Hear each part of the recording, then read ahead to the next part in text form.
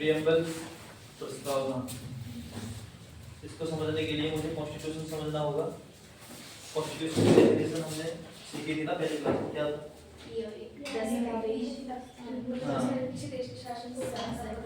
ये क्या है? दस्तावेज है ना, दस्तावेज, डॉक्यूमेंट है।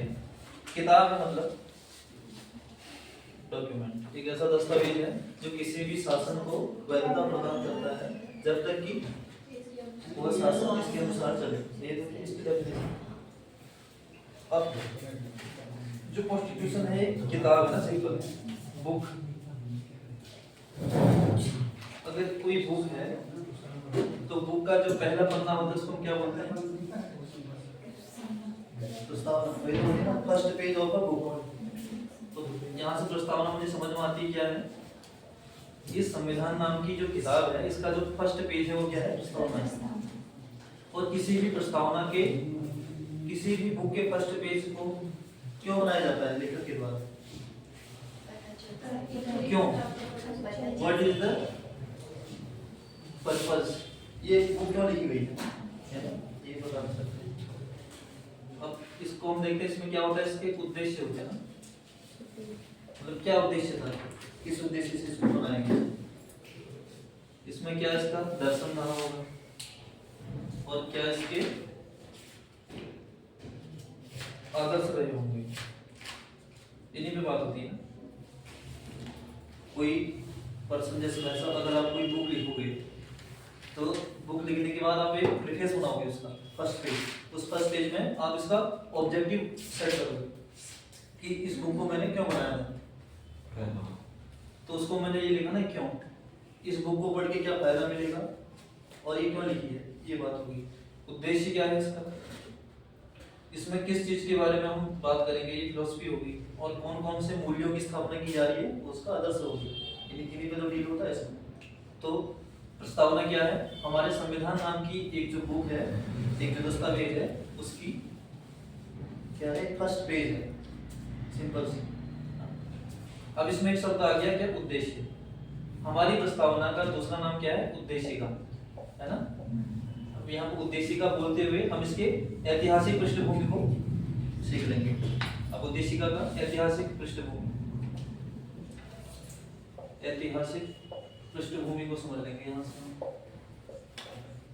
इसके बारे में मैंने बात कर ली थी जब हमने संविधान सभा का निर्माण सीखा था। है कुछ आइडिया, कुछ याद आ रहा है? पुराना संविधान सभा की पहली बैठक कितने तारीख को हुई थी? बताओ। 9 दिसंबर 1945। तो 9 दिसंबर 1946 को संविधान सभा की पहली बैठक होती है। संशय क्यों हो रहा है? सोच रहा हूँ। दूसरी बैठक कब होती है? 11 तारीख। और तीसरी बैठक होती है 13। तो जवाहरलाल नेहरू द्वारा उद्देशिका को 13 दिसंबर 1946 को संविधान सभा के समक्ष प्रस्तुत किया था, है ना। संविधान सभा के समक्ष प्रस्तुत किया था। इसको जो वैलिडिटी मिली थी वो कब मिली थी? 22 जनवरी 1947। तो उद्देशिका को मान लिया गया कि हाँ, हमारी जो ऑब्जेक्टिव रहेंगे इस संविधान को बनाने में, जो ऑब्जेक्टिव रहेगा वो ये रहेगा जो हम उद्देशिका बना रहे हैं। ओके।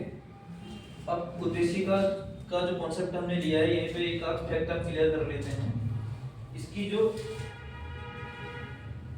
थीम है ना, थीम कहते हैं इसको, कि हमारे कॉन्स्टिट्यूशन में प्रियम्बल होनी चाहिए। ये लिया हमने अमेरिका से। कहाँ से? अमेरिका से। हमारे कॉन्स्टिट्यूशन में प्रियम्बल होना चाहिए, ये कहाँ से लिया हमने? थीम अमेरिका से। और हमारे प्रस्तावना की जो लैंग्वेज है, लैंग्वेज ये है ऑस्ट्रेलिया से। इन चीज को मेंशन कर लेना, कभी एग्जाम में अगर फैक्चुअली हम चलेंगे तो इन चीजों को याद रखना पड़ेगा। तो हमारी प्रस्तावना स्टार्ट हो गई। प्रस्तावना क्या है समझ में आया? प्रस्तावना is a preface of a book which book known as constitution. संविधान नाम की बुक है जिसका पहला पेज क्या है? प्रस्तावना है। प्रस्तावना का दूसरा नाम क्या है? उद्देशिका। और उद्देशिका का पूरा बैकग्राउंड आपके सामने ये रहा। ठीक, अब प्रस्तावना का उद्देश्य क्या है, इसका दर्शन क्या है, इसका आदर्श। प्रस्तावना में इन्हीं चीजों के बारे में बात होगी। ठीक है, अच्छा ये उद्देश्य, दर्शन और आदर्श किस चीज के लिए है? हमारे संविधान का। संविधान का उद्देश्य क्या होगा? जो हम संविधान रेडी कर रहे हैं ना, उनको किस उद्देश्य से रेडी किया जा रहा है? दूसरा, इसकी फिलॉसफी क्या रहेगी, किन किन तत्वों की स्थापना की जाएगी संविधान जब बनाया जा रहा है, हम इनके बारे में बात करेंगे। ये हो गया। नेक्स्ट,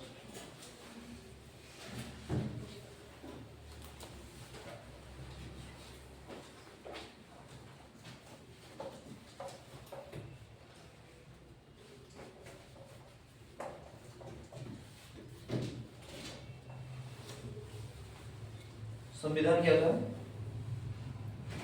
एक ऐसा दस्तावेज जो किसी भी शासन को वैधता प्रदान कर रहा है। यहाँ पे एक शब्द क्या आ रहा है? शासन। इसको याद रखना, क्या है? शासन। अब हम पूरा जो डील करेंगे शासन के साथ ही करेंगे। ठीक, शासन की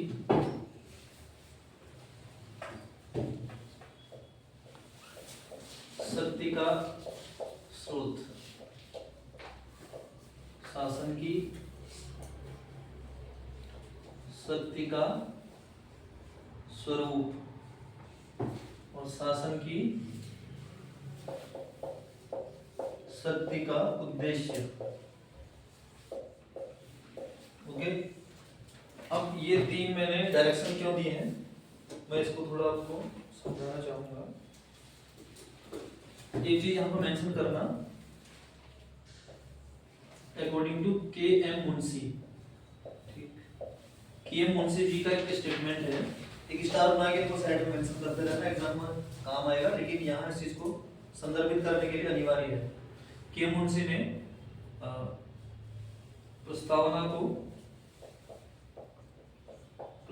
को संविधान की जन्म कुंडली बताया है। संविधान की जन्म कुंडली कहा है। ओके, दूसरे हम इसमें लिखेंगे ठाकुर दास भार्गव।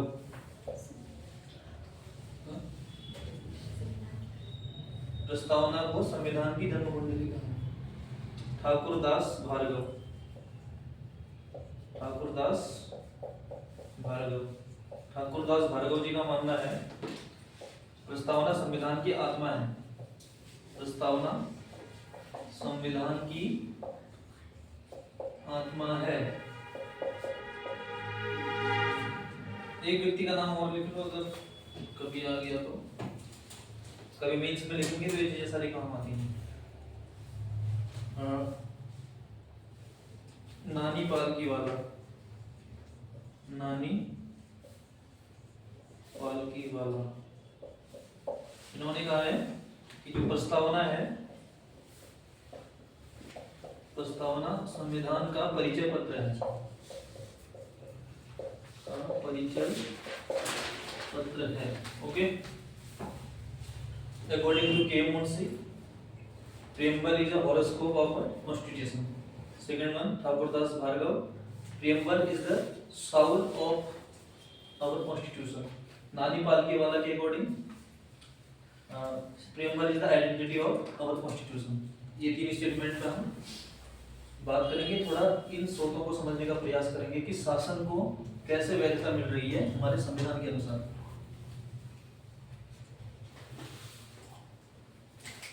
आपने जन्म कुंडली देखा है कि जब कोई पंडित वो बताते हैं ना कि ये जन्म कुंडली का जो फर्स्ट हाउस होता है ना, इसको कौन सा हाउस कहते हैं? पर्सनालिटी का। ओके, पर्सनालिटी का व्यक्तित्व होता है।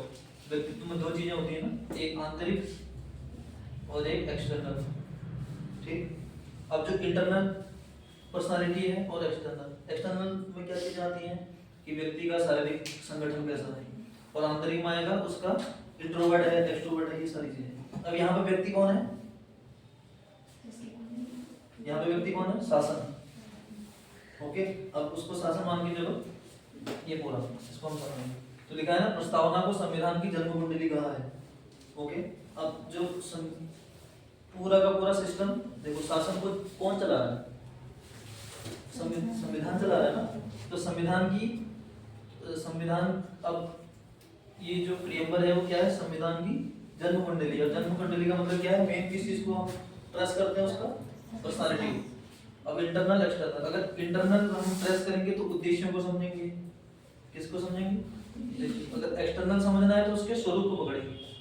जो मैंने देखो लिखा है ना, शक्ति का स्वरूप, और यहाँ पे क्या लिखा है? शक्ति का उद्देश्य। तो ये पर्सनालिटी को तो बता दिए।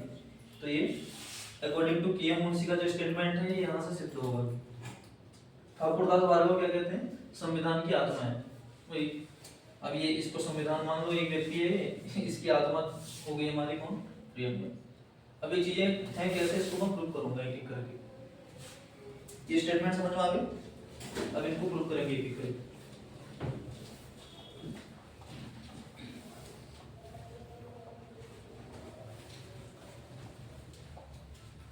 देखो, प्रियम्बर याद है क्या किसी को? थोड़ा बहुत याद है? स्टार्ट कहाँ से होता है? We the people of India है ना। तो शक्ति का स्रोत हम भारत के लोग, वो ये देखो, हम भारत के लोग। शक्ति का स्रोत कौन है? लोग या फिर जनता।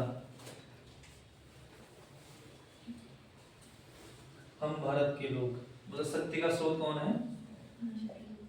जनता। देखिए, आपने एक व्यक्ति का नाम सुना होगा, रूसो।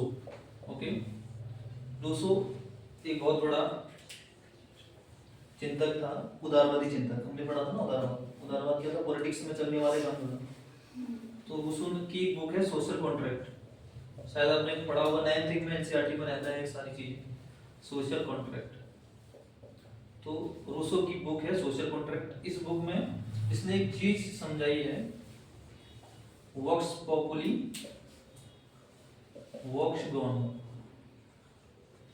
ओके, इसका मतलब होता है जनता की आवाज भगवान की आवाज। जनता की आवाज ही ईश्वर है। ओके, तो ये पूरा कहां की ओर जा रहा है? डायरेक्शन लोकतंत्र की ओर। लोकतंत्र जनता का, जनता के लिए, जनता द्वारा शासन है। आगे ना, शक्ति का स्रोत कहां से उत्पन्न हो रही है? हम भारत के लोग, जनता।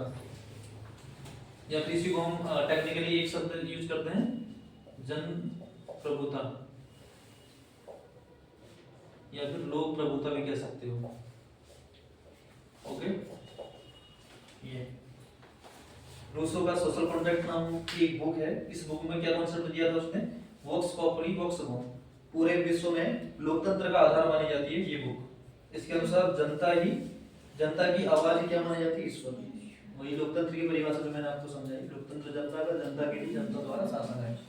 तो हमारे भारत का भी शासन कुछ ऐसा ही है जो प्रस्तावना से, देखो प्रस्तावना मैंने पहले बताया क्या है? दर्शन। तो पूरा फिलोसफिकल एंगल समझना होता है। और शक्ति का जो स्वरूप है, अब देखो, हम भारत के लोग, भारत को संपूर्ण प्रभुत्व संपन्न, यहाँ पर आ जाएगा संपूर्ण प्रभुत्व संपन्न। और कैसा स्वरूप बनाना है इसका? समाजवादी। और कौन सा स्वरूप चाहिए? पंथ निरपेक्ष।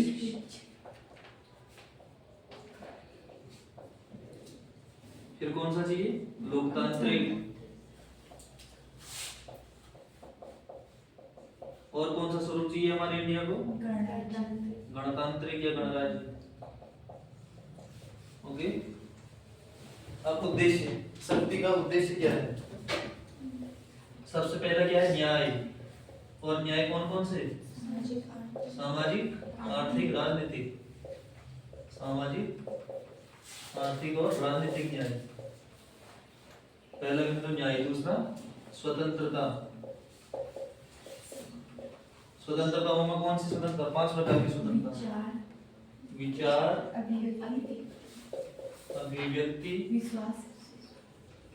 विश्वास, धर्म और उपासना। धर्म और उपासना, ये 5 प्रकार की स्वतंत्रता। और दो प्रकार की समता, कौन कौन सी? प्रतिष्ठा प्रतिष्ठा और अवसर। अवसर। प्रतिष्ठा और अवसर की समानता, व्यक्ति की गरिमा, डिग्निटी ऑफ पीपल, व्यक्ति की गरिमा, राष्ट्र की एकता व अखंडता, राष्ट्र की एकता व अखंडता, लास्ट में बंधुत्व। क्या इसके अलावा कोई और शब्द भी है प्रेमबल में? तो ये आपकी प्रेमबल रेडी होगी। इन चीजों को समझेंगे और हमारा पूरा एक जो फिलोसफिकल एंगल है, जिस वैल्यूज को हमारा कॉन्स्टिट्यूशन ऑफ इंडिया स्थापित करने का प्रयास करता है, वो सारी की सारी चीज प्रेमबल में दी गई है।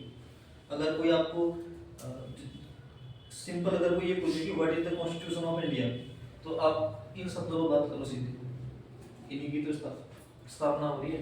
देखो उद्देश्य क्या है, इन उद्देश्यों को स्थापना करना चाहते हैं। स्वरूप कैसा होगा? ऐसा। पर्सनालिटी की बात की थी ना, स्वरूप बाहर से देखने का ऐसा है। इंडिया बाहर से जब देखोगे तो ऐसा दिखेगी, अंदर जाओगे तो ऐसा दिखेगी। और उसकी जो ताकत है, जो रक्त उसमें बह रहा है, वो कौन सा है? ये वाला। ओके, इसको पूरा बॉडी सिस्टम माना जाता है ना। तो शक्ति का स्रोत समझ में आया, कौन है? जनता। अब इसको हम एग्जांपल से प्रूव कर देंगे। अभी बीजेपी की सरकार बनानी है, कौन बनाएगी? जनता। अभी मन नहीं कर रहा, अभी उत्तराखंड में यूपीडी का चल रहा है, कौन बनाएगी? जनता बनाएगी। जब जिसको बैठाना होगा, देखो लिखा ना शासन, शक्ति का स्रोत। शासन को शक्ति कौन दे रहा है? हम ही लोग तो दे रहे हैं। हो गया। अब एक एक करके इन सभी बिंदुओं पर बात करनी पड़ेगी, तब हमारा पीएम रेडी हो जाएगा। पहला बिंदु समझेंगे, देखो संपूर्ण प्रभुत्व संपन्न।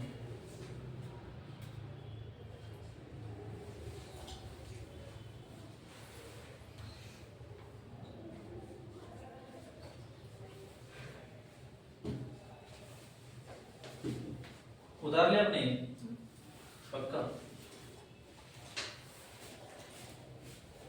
तो ये याद हो जाना चाहिए पूरा, और इसी फॉर्मेट में अगर याद रहेगा तो जिंदगी भर काम आएगा। ओके, ये मेंस में भी काम आएगा, प्रीलिम्स में तो आता ही आपको पता है, और अगर मेंस में कभी मौका मिले तो ऐसे चीजों को तोड़ तोड़ के रखेंगे।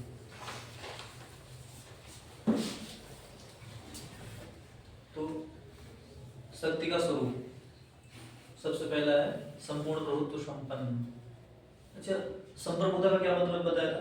किसी देश या में होकर स्वतंत्र।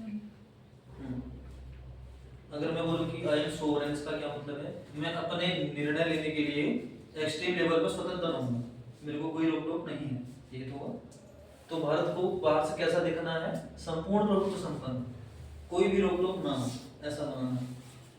अब ये तो एक सिंपल सी बात होगी। अब इसकी फिलोसफी पे जाना पड़ेगा, वर्तमान संदर्भों को समझना पड़ेगा ना। पॉलिटी का मतलब क्या होता है?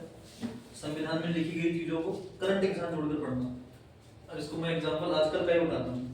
आपने वेनेजुएला का एग्जांपल देखा आजकल? वेनेजुएला के राष्ट्रपति को उठा के सीधे ट्रंप ने कहाँ रख दिया है? अमेरिका ले गया। सीधे ले गया ना, किसी से पूछा उसने? नहीं पूछा ना। तो ये क्या हो रहा है? उसकी सॉवरेनिटी का रिस्क है नहीं है। ओके, क्या कल को भारत के साथ भी खतरा हो सकता है? अगर अभी देखो ना, भारत में अभी प्रेशर बन रहा है कि भारत को क्या करना चाहिए, इस नीति का विरोध करना चाहिए। करना चाहिए नहीं करना चाहिए? क्योंकि कल को ये संकट किसका आएगा? भारत पे भी आएगा। और भारत पे इसका डबल बर्डन है, क्योंकि भारत पे डबल बर्डन कैसे है? भारत जो है वो पूरा लीडर है साउथ ईस्ट एशिया का। मैंने आपको एक दिन समझाया था big brother syndrome. Big brother syndrome क्या है? इंटरनेशनल रिलेशन में जब हम भारत के बारे में पढ़ते हैं, बिग ब्रदर सिंड्रोम का मतलब है भारत और उसके अन्य पड़ोसी, भारतीय उपमहाद्वीप तो पढ़ा होगा आपने, अरे बांग्लादेश, भूटान, पाकिस्तान, बाकी जो अन्य द्वीपीय देश हैं हमारे चारों छोटे छोटे, इन सभी के संदर्भ में भारत की स्थिति कुछ है। According to population, according to economy, हर किसी क्षेत्र में भारत आपको क्या दिखाई देगा? स्ट्रॉन्ग दिखाई देगा। फिर हम नॉन अलाइनमेंट मूवमेंट आपने पढ़ा होगा, गुट निरपेक्ष आंदोलन में भी सक्रिय थे। तो इन सारी चीजों से हमको ये समझ में आता है कि भारत एक लीडर के फॉर्म में उभरा है, नेता है ना। तो नेता का काम क्या होता है? अगर कोई शोषण कर रहा है तो हमको उसका क्या करना पड़ेगा? विरोध। तो तो अमेरिका की इस शोषण मूल्य अभी जो शोषण करने की जो एक प्रवृत्ति दिखाई दे रही है, इसका क्या करना पड़ेगा, हमको विरोध करना पड़ेगा। तो ये प्रेशर किसके द्वारा बनाया जा रहा है? अब जनता नहीं, यहाँ पर अन्य देश बना रहे हैं सारे के साथ, समझ रहे हो? तो ये क्या हो रहा है? संपूर्ण प्रभुत्व संपन्न इस बिंदु को चोट करने के लिए वर्तमान की जो संस्थाएं हैं वो इस बिंदु को रोक सकता है। कैसे? एक एग्जांपल ये बताया मैंने दिया था। एक एग्जांपल और हमेशा विवादित रहता है डब्ल्यूटीओ का मामला। एफटीए, डब्ल्यूटीओ सुना? World trade organization. देखो ना, डब्ल्यूटीओ के अंदर अभी शायद 193 कंट्रीज हैं उसमें, ठीक? तो 195 या फिर 93 जितने भी देश हैं, इन देशों का एक एग्रीमेंट होता है, आपस में ये लोग व्यापार करते हैं। तो डब्ल्यूटीओ की कुछ नॉर्म्स रहते हैं, इन नॉर्म्स को फॉलो करना है। अब कभी कभी वो नॉर्म्स ऐसे बनते हैं कि जो against to sovereignty of India जाते हैं। मैं एक एग्जांपल से इसको प्रूव करूंगा। इस मामले में डब्ल्यूटीओ के साथ हमारा जो विवाद रहता है, वो विवाद रहता है हमेशा ब्राजील के साथ। आपने ब्राजील कहाँ पे होता? दक्षिण अमेरिका। ब्राजील, ग्वाटेमाला और क्यूबा, ये सारे क्षेत्र देखो गन्ना उत्पादक क्षेत्र हैं। ओके, और इंडिया भी गन्ना उत्पादक क्षेत्र है। अब विवाद ये होता है कि जिन देशों का नाम मैंने मेंशन किया, ग्वाटेमाला, क्यूबा, ये सारे जो देश हैं, इनकी मेन इकोनॉमी का आधार ही गन्ना है। लेकिन इंडिया की इकोनॉमी का मेन आधार नहीं है ना गन्ना, सब्सिडियरी है, हम उसको बस कभी कभी यूज करते हैं। अब समस्या ये आई कि गन्ना के लिए स्पेशल एफआरपी दी जाती है सरकार के द्वारा। अगर आपने इकोनॉमिक्स पढ़ी हो, एक एमएसपी होती है, गन्ने के लिए स्पेशल एफआरपी दी जाती है, एक अच्छा खासा अमाउंट मिलता है एग्रीकल्चर सेक्टर में। तो जब हमारा एफआरपी दिया जाता है सरकार के द्वारा, तो ओवर प्रोडक्शन हो जाता है कभी कभी। किसानों को क्या चाहिए? पैसा तो चाहिए। पैसा चाहिए तो प्रोडक्शन अच्छा खासा हो गया। जब सरकार पैसा दे रही है तो प्रोडक्शन होगा ही होगा। तो हमारा प्रोडक्शन इन अन्य देशों की तुलना में ओवर हो गया, ठीक? तो जैसे ये बाहर इंटरनेशनल मार्केट में जाएगा तो उनके गन्ने का दाम डाउन हो जाएगा। समझ पा रहे हो क्या होगा? तो अब डब्ल्यूटीओ हम पे क्या लगाएगा? रोक, कि तुम इतनी सब्सिडी मत दो। इसको समझ पा रहे हो? एफआरपी हमारे देश के अंदर की नीति है। एफआरपी देना हमारी भारत सरकार की इंटरनल मामला है। उस पर देखो हस्तक्षेप कौन कर रही है? डब्ल्यूटीओ। तो वो मुद्दा कहाँ पर बनेगा? ये समझ पा रहे हो सर? संपूर्ण प्रभुत्व संपन्न, मतलब 100% हम सोवरेन है क्या? मैंने एग्जांपल दे दी, आपने इन चीजों को मेंशन कर लेना कहीं पे। अगला है देखो समाजवादी। ओके, सोशलिस्ट बनाना है हमारे देश को। सोशलिस्ट बनाने के लिए मैंने आपको एक डीएस नगारा केस समझाया होगा, है याद? डीएस नगारा केस बताया था, to provide security from cradle to grave. Supreme court का एक वर्डिक्ट है। क्रेडल क्या होता है? हाँ, जन्म से लेकर मृत्यु तक संरक्षण देना, वो क्या होता है? समाजवाद। भारतीय समाजवाद का स्वरूप थोड़ा अलग है। देखो, समाजवादी विचारधारा का जो प्रभाव है वो मार्क्स से हम जोड़ते हैं। एक आम जो व्यक्ति है जो थोड़ा बहुत पढ़ना शुरू करेगा ना, उससे आप हम पूछेंगे कि समाजवाद क्या है, वो सीधे बोलेगा कि the theory of Karl Marx, कि कार्ल मार्क्स ने जो बातें कही वही समाजवाद है, ठीक? उसका समाजवाद थोड़ा एग्रेसिव है। वो समूल समानता की बात करता है। समूल मतलब देखो, एक दिन मैंने एग्जांपल समझाया था, इसको ध्यान से देखो। बास्केटबॉल वाला एग्जांपल याद है? हाँ। तो बास्केटबॉल में क्या हो रहा था, एक बार और देख लो थोड़ा। ये बास्केटबॉल का ट्रैक है, बस बास्केटबॉल का नाम है। ये बास्केटबॉल का ट्रैक है। ये बास्केटबॉल की यहाँ से यहाँ तक की लेंथ कितनी? मान 10 फीट। 10 फीट मैंने टारगेट बना दी। एक व्यक्ति की हाइट है 4 फीट और एक की मान लो 6 फीट। मैं आपको समझाना चाह रहा हूँ समता। समता दो प्रकार की होती है, एक पॉजिटिव और एक नेगेटिव। यहीं से आपको चीजें पूरी क्लियर हो जाएगी अगर आप एग्जांपल को आपके पकड़ में ध्यान से देखो। ये 4 फीट वाला और एक 6 फीट वाला। ओके, अगर मैं कार्ल मार्क्स के अनुसार समाजवाद को समझता हूँ तो ये ठीक है, मतलब दोनों के लिए टारगेट कितना? 10 फीट। तो समानता तो है, ये दोनों समानता नहीं होगी, हम दोनों के लिए टारगेट सेम बन गया। तो ये हो गया तुम्हारा नेगेटिव। और ये है मार्क्सवाद की विचारधारा। देखो, पूर्ण स्वतंत्रता संभव नहीं है। इसे देखो, शोषण नहीं हो रहा है, जबकि शोषण के खिलाफ ही ये उठा था कि समाजवाद। कार्ल मार्क्स ने पूरी बात कहाँ से उठाई? शोषण से। क्या ये शोषण नहीं है? ठीक है, तो हमको क्या कर लेना चाहिए? देखो, 4 और 10 की 6 और 10 के फीट में कितना अंतर आ रहा है इन दोनों के बीच में? देखो 4 फीट का अंतर। और यहाँ कितने का आ रहा है? 6 का। तो अब इसकी लंबाई तो हम घटा दे सकते हैं, ये तो बढ़ गया जितना बढ़ना था। तो हम ये कर सकते हैं कि इस 4 फीट वाले के लिए टारगेट थोड़ा कम कर देंगे, क्योंकि अंतर कितना करना है? 4 का। तो यहाँ 10 फीट था, यहाँ कितना करेंगे पड़ेगा? 8। तो इसके लिए ये वाला टारगेट कितना करना पड़ेगा? 8। तो ये हो जाएगी पॉजिटिव समानता। तो हमारा भारतीय संविधान इसको प्रूव करता है, आनुपातिक समानता की। तो आनुपातिक समानता का सिद्धांत किससे लिंक हो गया? समानता से। और डेफिनेशन आ जाएगी डीएस नकारा केस, मेंशन करो इस वाले में लिखना, समाजवादी वाले में DS Nakara case, DS Nakara case, जिसमें सुप्रीम कोर्ट का कथन है to provide security from credit to grave, जन्म से लेकर मृत्यु तक संरक्षण दिया जाना, जन्म से लेकर मृत्यु तक संरक्षण दिया जाना। इसी आधार पर भारत में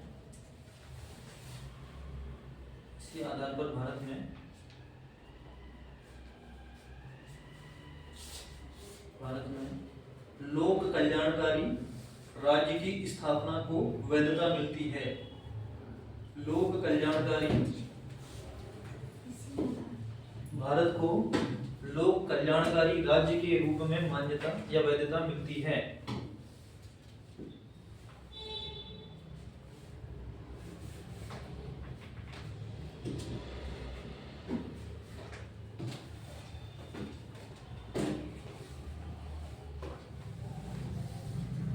वर्तमान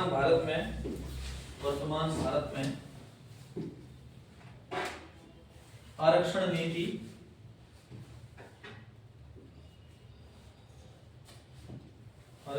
का संबंध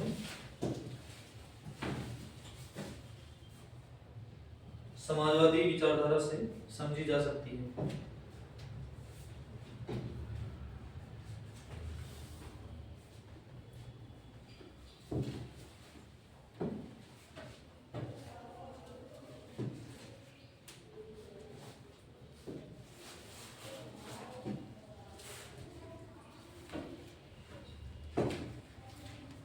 समाजवाद का मैंने जो मूल आपको संदर्भ समझाया था, इसका क्या मतलब था? समानता। और समानता कैसे? पूर्ण समानता की बात करता है।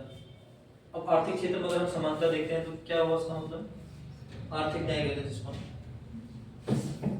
सबको हम क्या कर दें?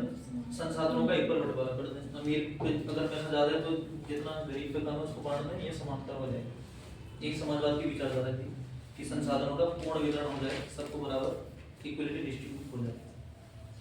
अच्छा, अब इन सब की समस्या को अगर हम देखते हैं तो इकोनॉमिक्स के क्षेत्र में एक समस्या और आएगी। देखो इंडिया में एलपीजी रिफॉर्म्स आते हैं 1991 में। ओके, सुना है एलपीजी रिफॉर्म्स? इंटीग्रेटेड पढ़ाई होती है ना, आर्टिकल 13 में है। आर्टिकल किस काम आएंगे? जहाँ पर आर्टिकल का काम आएगा मैं बताते रहूँगा, नहीं बताता हूँ तो बताइए। अच्छा, मैंने आपको एक होमवर्क दिया था डीपीएसपी, वो हो गया कंप्लीट? खुद करना था वो। डीपीएसपी में मैं यहाँ लिखाऊंगा, थोड़ा ना समय बच जाएगा ना। डीपीएसपी कंप्लीट रखना, वो सब काम आएगा। तो समाजवाद में मैं आपको ये समझाना चाह रहा था कि अगर हम समाजवाद का इकोनॉमिक्स का एंगल पकड़ते हैं और इंडिया के संदर्भ में उसको लूंगा तो एलपीजी रिफॉर्म्स कब होता है? 1991। एलपीजी समझ में आता है क्या है? लिबरलाइजेशन, प्राइवेटाइजेशन और ग्लोबलाइजेशन। अभी तक इससे पहले इंडिया की इकोनॉमी क्या थी? 3 सेक्टर इकोनॉमी। 3 सेक्टर से 4 सेक्टर बन गई। 3 सेक्टर से 4 सेक्टर बनने का मतलब इंपोर्ट एक्सपोर्ट भी अलग कर दी, रोज से ओपन होगी ना। अच्छा, ये 3 सेक्टर वाली को थोड़ा, अगर आपने जॉन मेनार्ड कीन्स का नाम सुना है तो उसका फॉर्मूला है, उसका जीडीपी का फॉर्मूला है aggregate demand is equal to C plus I plus G plus X minus M. X minus M क्या है इसमें? Import export. ओके, और इंडिया देखो मैंने क्या बोला, 1991 से 3 सेक्टर इकोनॉमी थी। इसका मतलब ये है 1 2 3 4 सेक्टर बन गई जब इसमें इंपोर्ट एक्सपोर्ट क्लोज से ओपन होगी इकोनॉमी। ठीक, तो कभी कभी ये समझ में आता है, ये मुद्दा उठता है कि इंपोर्ट एक्सपोर्ट हमारे इंडिया में आई कब है? 1991 के बाद। इससे पहले तो हमारी इकोनॉमी पूरा क्या थी? क्लोज थी। मतलब समाजवादी अर्थव्यवस्था थी हमारी। समाजवाद में ऐसे ही होता है इंपोर्ट एक्सपोर्ट बहुत कम होता है। तो भारत जैसे एक विकासशील देश के लिए ये समस्या पैदा हो सकती है अगर हम इंपोर्ट एक्सपोर्ट ना करें। क्या इसका प्रभाव अभी कुछ दिखाई देता है तुमको?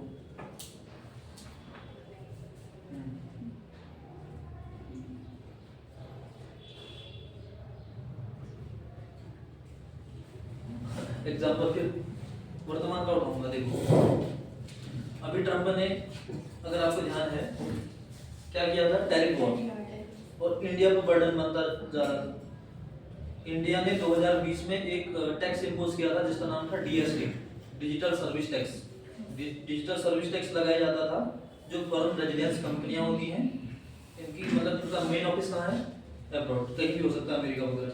यूट्यूब की बात कर रहा हूँ, यूट्यूब मान लो, फेसबुक, व्हाट्सएप, सबकी ऑफिस कहाँ है? अब्रॉड है, मतलब जिसे फॉरेन रेजिडेंस कंपनियां कहते हैं। ठीक, इन फॉरेन, ये जो फॉरेन रेजिडेंस कंपनियां हैं, ये इंडिया में भी तो पैसा कमा रही है ना, इतना सारा। देखो हम साथ लोग क्या करें, इतना डाटा यूज करते हैं, ये पूरा पैसा कहाँ जाता है? जिस चैनल को हम देख रहे हैं वहाँ गया। हाँ, और इनकी पूरी रेगुलेटरी बॉडी कहाँ है? उस देश में। तो इंडिया ने एक क्या किया, विद होल्डिंग टैक्स के रूप में डीएसटी लगा दिया, पर साल 2% का लगाया था हमने। ठीक है, अब अमेरिका ने कैसे दबाव बनाया, हमको डीएसटी हटाना पड़ा। समझ पा रहे?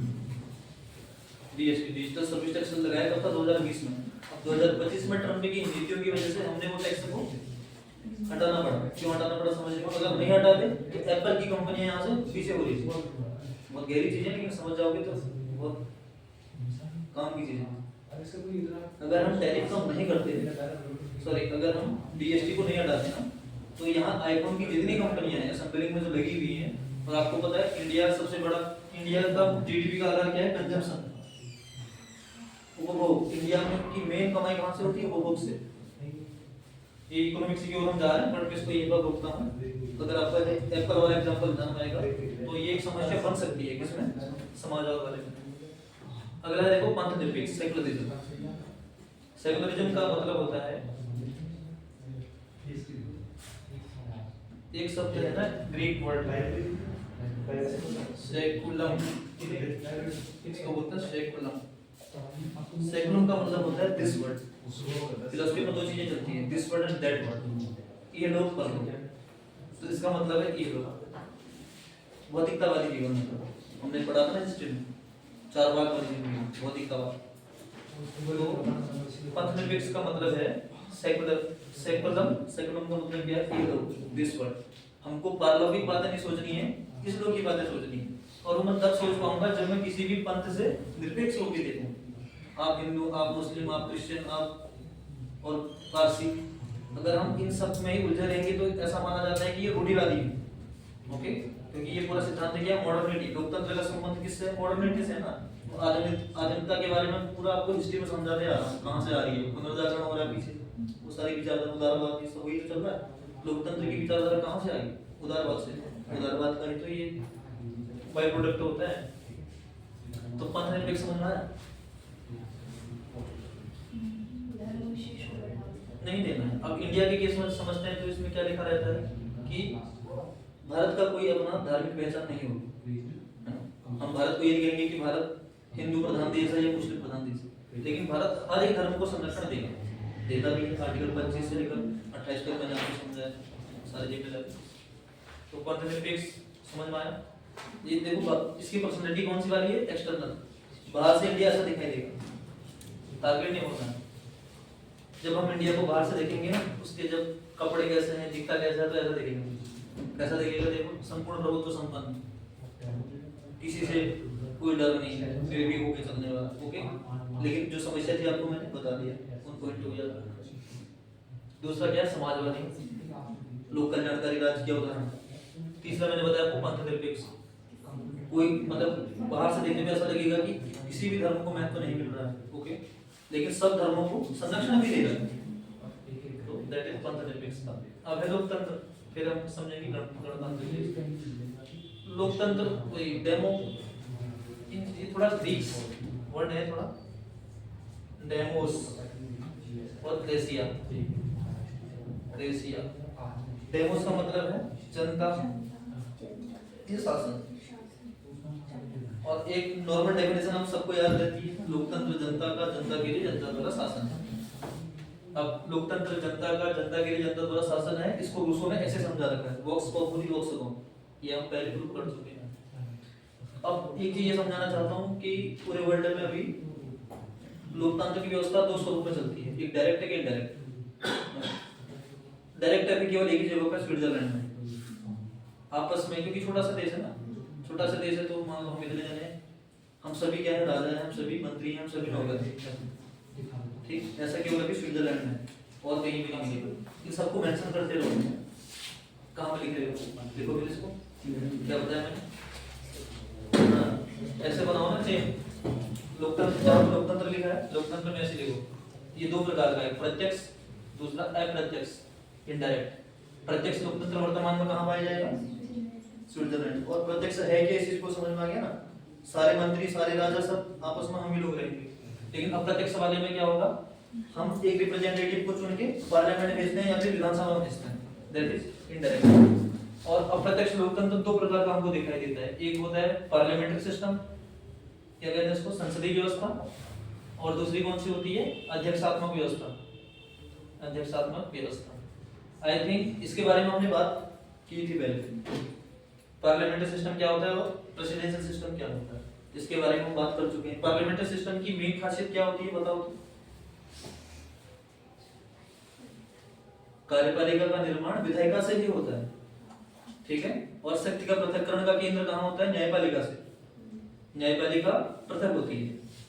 जबकि जब हम अध्यक्षात्मक व्यवस्था को समझा था हमने, तो अमेरिका का एग्जांपल, कार्यपालिका, न्यायपालिका, विधायिका, तीनों में स्पष्ट बंटवारा है, ठीक है, इक्वल डिस्ट्रीब्यूशन ऑफ पावर तीनों के बीच।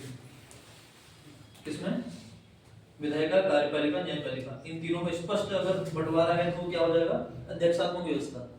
लेकिन अगर न्यायपालिका केवल अलग करने की बात हुई है तो वो कौन सा होता है, संसदीय व्यवस्था। बाकी इसके बारे में हमारी डील हो चुकी है पहले, अभी इसका इंट्रोडक्शन करना बनता है, ये हो गया। तो लोकतंत्र आपको समझ में आ गया, लोकतंत्र जनता का, जनता के लिए, जनता द्वारा शासन है।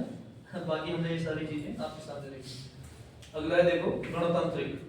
रिपब्लिक होने का मतलब है, आपने ये लिख लिया, पहले इसको लिख लो।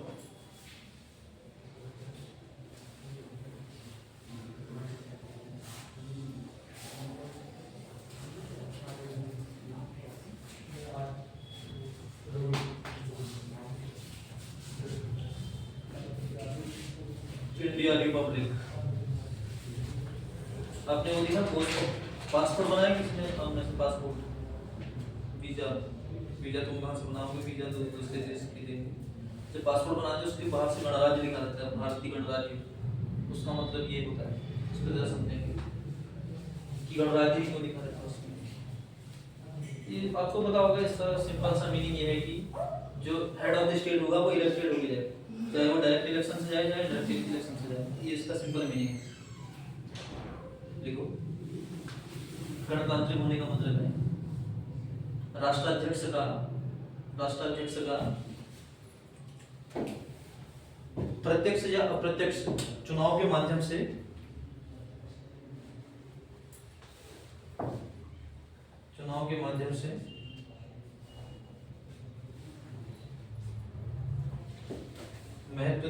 महत्व मिलना।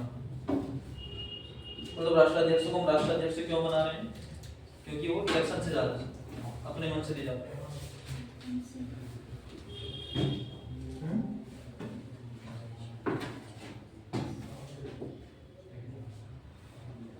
तो रिपब्लिक समझ में आया हमको ना, रिपब्लिक क्या है।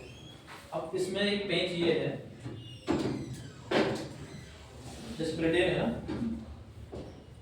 हम हमेशा ये नहीं कहेंगे कि जो देश लोकतांत्रिक है वहाँ गणराज्य भी होगा, अनिवार्य नहीं है।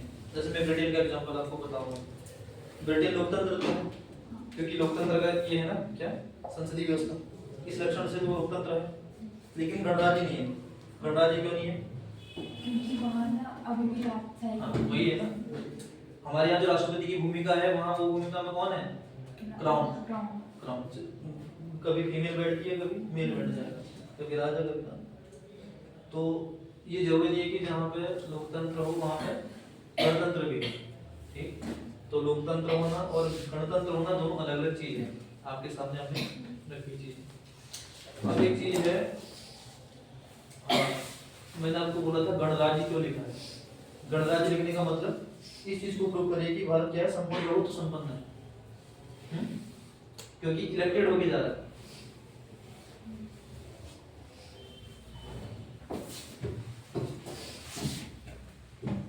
एक है मोनार्की, मोनार्की तो समझ में आती है, एक है डेमोक्रेसी। एक में राजा बन रहा है, मेरा वचन ही है शासन, वो कटप्पा वाली मूवी, ये होगी मोनार्की। और दूसरा क्या, डेमोक्रेसी। और डेमोक्रेसी ये लिखी है मैंने, सत्ता का स्रोत कहाँ से है।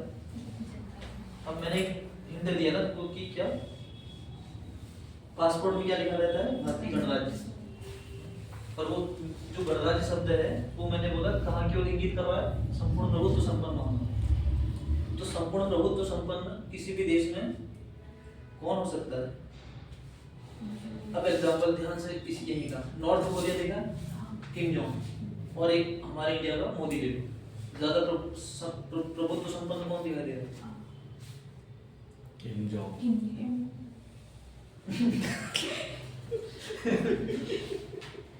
किम जोंग दिख रहा है ना, लेकिन वो ये वाला है, नेगेटिव वाला। अब एक चीज देखो, आपने किम जोंग बोला ठीक है, उसके मित्र राष्ट्र कितने हैं, और इंडिया के मित्र राष्ट्र देखो, मिल गया उत्तर आपको। और इंडिया के हर एक व्यक्ति को हर एक देश में जाने का ऑर्डर है। पाकिस्तान में हम खुद नहीं जाते अपनी इच्छा से, उसकी हिम्मत भी नहीं रोकती, हम अपनी इच्छा से नहीं जाते। तो समझ गए होंगे सर। नेक्स्ट, शक्ति का उद्देश्य की ओर चलते हैं थोड़ा। 3 प्रकार के न्याय की स्थापना करने की बात है। सामाजिक, आर्थिक, राजनीतिक न्याय। सामाजिक